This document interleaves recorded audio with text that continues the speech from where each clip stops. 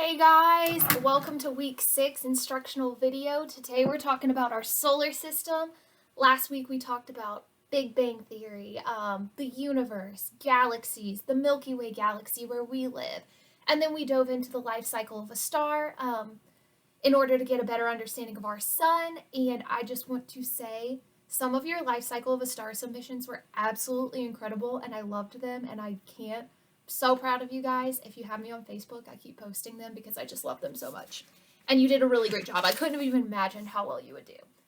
So that's what we went over last week. And as we went to the sun, we talked about how the sun is an average star in its main sequence stage. I think that'll make more sense to you guys now. And it's the center of our solar system. The sun is actually just one of 200 to 400 billion stars within the Milky Way galaxy, to put that into perspective. This week, we're going to move on and look more deeply into our solar system. I've actually made my model of the solar system using Adrian's toys, so we'll go through that as we go. And also, that's my dog Nora, so I just wanted you guys to know that. All right, for this week's assignments, you're going to do 2 things. Well, kind of 3 things. Watch this video, create your own model of a solar system, and you guys are the creative ones, you guys are the brilliant ones. Whatever you want to do, I'm cool with. I chose to use these. The other thing you're going to do is Google Forms. So video, model, Google Forms. And that's everything I have for you this week. So, the solar system, that's what we're starting with. The solar system is the sun and everything that orbits around the sun. So all of the objects that are bound to the sun by gravity. So we're talking planets, asteroids, comets, meteoroids, dust and debris, anything from the sun to the end of its gravitational pull. So let's talk planets. There are 8 of them, not counting Pluto because it's not a planet. So there's a way that I remember the order of the planets. Some of you guys like these things. Some of you, I think they're mnemonics. Some of you like them. Some of you don't. I really do. So how I remember it is my very excited mother just served us nachos. Those have the first letter of all the planets. Mercury, Venus, Earth, Mars, Jupiter, Saturn, Uranus, Neptune. So those are the 8 planets we're talking about. Pluto's actually classified as a dwarf planet, and it lives out here, right after Neptune. And so in 2006, the criteria for what a planet is was actually developed for the first time, which is why until then Pluto was considered a planet, but after that, that's why it was actually cut out. And if they would have left things the way they were, we would have had to add a lot more planets into this lineup. So let's talk about the 3 criteria for what makes a planet. The first one is that it must orbit the sun. Okay, that's criteria 1. Criteria 2, it must have enough mass that it is fairly round. So all of these planets are fairly round, and that's a criteria 2. The third criteria is that it must be the dominant object in its path of orbit. Also, what that means is it just has to be the biggest thing around. So as these planets are orbiting the sun, there can't be anything bigger in that line of orbit or it's not considered a planet. And the third criteria is the reason why Pluto got kicked out. It was not the biggest object in its path of orbit. So that's why planet's out. That's why it's considered a dwarf planet, just like many other dwarf planets such as Ceres, which lives in the asteroid belt. Okay, let's keep it moving. So let's start with the first 4 planets. These are actually known as the terrestrial planets, which means terrain, and these have some common characteristics here. So these planets are all similar to Earth, which is what terrain means.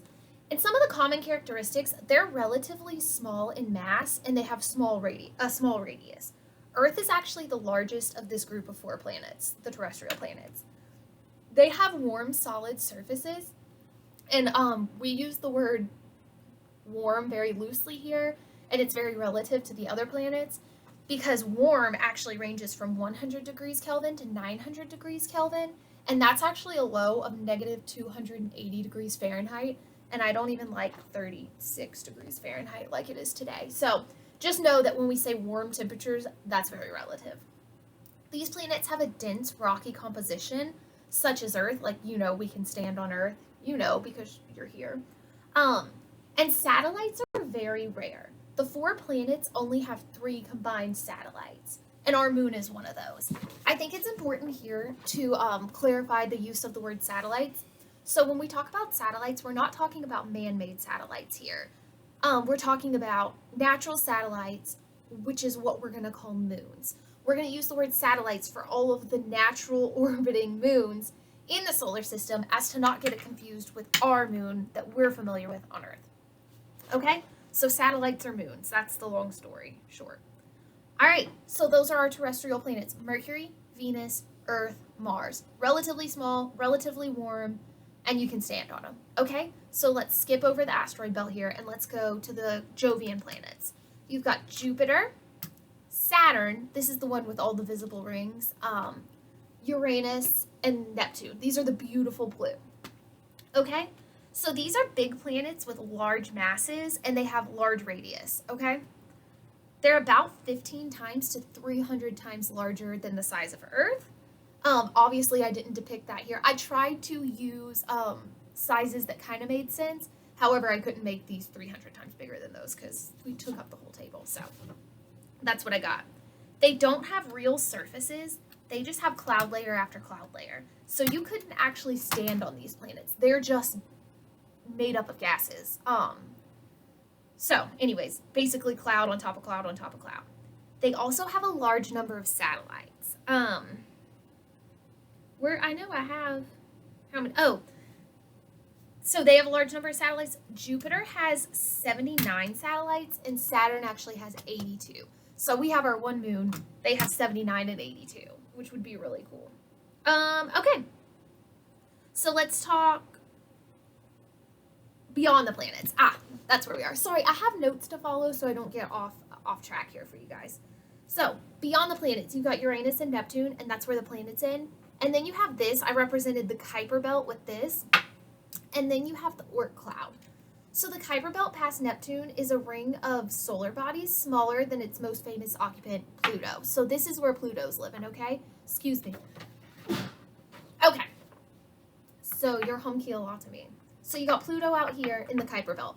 Then you have the Oort cloud. I used Olaf because the Oort cloud is the boundary of the sun's gravitational pull. And it's just made up of a bunch of icy bodies that can be, that are about the size of mountains or larger. So this Kuiper Belt and Oort cloud, this is where the comets live. And we'll get into what a comet is, but maybe you've heard of Halley's Comet. That's one that most people are familiar with. So we'll talk about it though. Now let's talk asteroids, comets, and meteors. So we're going to go through the difference of those 3 things. So right here, you've got the asteroid belt, and that's in the middle of the terrestrial and the Jovian planets. So you got Mercury, Venus, Earth, Mars, and Jupiter. Asteroid belt's right in the middle of that. Asteroids are just rocky fragments, mostly located right here. So most of them live in the asteroid belt. I posted a PowerPoint with notes in it, and it has pictures that are more specific than how I can describe it. So if you want to see what any of this looks like, go to the PowerPoint, okay? So comets, let's move on to that. Comets are cosmic snowballs of gas and dust that orbit the sun. Frozen comets are actually the size of a small town, and they live in the Kuiper Belt and Oort cloud like we just discussed. So now, let's talk meteor, meteoroid, or meteorite. I'm sure you've probably heard those terms before. We're going to talk about the specific differences. So, and when you say meteor, what you should be thinking is shooting star, because that's what we call them. Okay, so you have meteoroids. Pretend we're up here in space. Meteoroids are basically space rocks ranging in size, and so they're floating around, they're orbiting, and then when they enter the Earth's atmosphere, they burn up. That's what we say is a shooting star. So a meteor is actually a shooting star, and what that is a meteoroid from space burning up in Earth's atmosphere, okay? If that meteor, that piece of rock, makes it all the way through the atmosphere, it survives the fall and the burn up, and it hits Earth's surface, and we find it, that is what we call a meteoroid. I'm sorry, that's what we call a meteorite. Sorry about that. So you got meteoroid, meteor, meteorite. And that's what I've got for you guys. I hope that helped. I posted a link to the NASA website, and it has so much good information. If you're interested in space science at all, I really suggest that you go look at that. It has better pictures, it has better information than I could give you in this 10-minute video. So that's there. You've got the PowerPoint notes, and just to recap, the assignment would be to watch this video, create your own model, however that may be. You could draw it, you could make it, you could use fruit, you could do whatever. You guys are brilliant, so I trust you in that. And then the third thing is to complete the Google Forms that I put on Google Classroom or on the schedule. I love you guys. I hope you're well. Have a good weekend. Bye.